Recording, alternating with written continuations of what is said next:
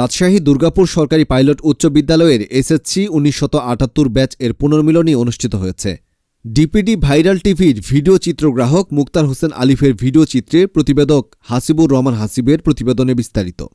২৫শে জানুয়ারি ২০২৫ শনিবার রাজশাহী দুর্গাপুর মহিলা ডিগ্রি কলেজ প্রাঙ্গণে দুর্গাপুর সরকারি পাইলট উচ্চ বিদ্যালয়ের ১৯৭৮ ব্যাচ এর এসএসসি পাশের দীর্ঘ ৪৭ বছর পরে সকল বন্ধু বান্ধবী একত্রে সমবেত হয়ে গল্প, আনন্দ, বিনোদন, খেলাধুলা, লটারি, মধ্যাহ্নভোজ ও মতবিনিময়ের মধ্য দিয়ে পুনর্মিলনী অনুষ্ঠান অনুষ্ঠিত হয়।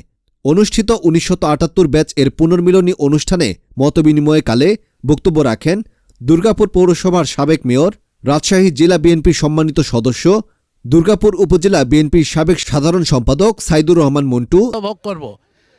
এবং সবার কাছে আমরা আশা রাখবো যে আগামী বছরে আমরা যেন সবাই আবার একসাথে আমরা মিলিত হতে পারি। এবং আমার মনে হয় যে আগামী বছরে স্থানীয় জায়গায় না করে আমরা একটু দূরে যাওয়ার চেষ্টা করব। সবাইকে ধন্যবাদ, ভালো থাকেন। আমরা সবার জন্য দোয়া করি, আপনারা আমাদের জন্য দোয়া করবেন। খোদা হাফেজ, বাংলাদেশ জিন্দাবাদ। দুর্গাপুর পৌরসভা বিএনপির আহ্বায়ক হাসানুজ্জামান লালটু অত্যন্ত গর্বিত ব্যাচ আমরা। এই দুর্গাপুর এই ব্যাচের প্রত্যেকটা ছাত্রছাত্রী মেধাবী ছিল।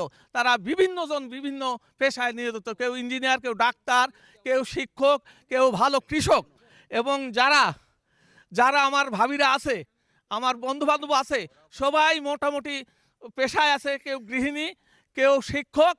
তা আমরা আগামী বছর যেন এইভাবে একটা পুনর্মিলনী করতে পারি এবং প্রতি বছর আমরা করব। দুর্গাপুর সরকারি পাইলট উচ্চ বিদ্যালয়ের ১৯৭৮ ব্যাচের বন্ধুবর্গ বক্তব্য রাখেন। দুর্গাপুর মহিলা ডিগ্রি কলেজ পরিচালনা পর্ষদের সম্মানিত সভাপতি, দুর্গাপুর উপজেলা জাতীয়তাবাদী যুবদলের সাবেক সিনিয়র যুগ্ম আহ্বায়ক মাইনুল হক, দুর্গাপুর মহিলা ডিগ্রি কলেজের অধ্যক্ষ আব্দুর রব, রাজনৈতিক নেতৃবৃন্দ, শিক্ষানুরাগী, সমাজসেবকবৃন্দ উপস্থিত ছিলেন।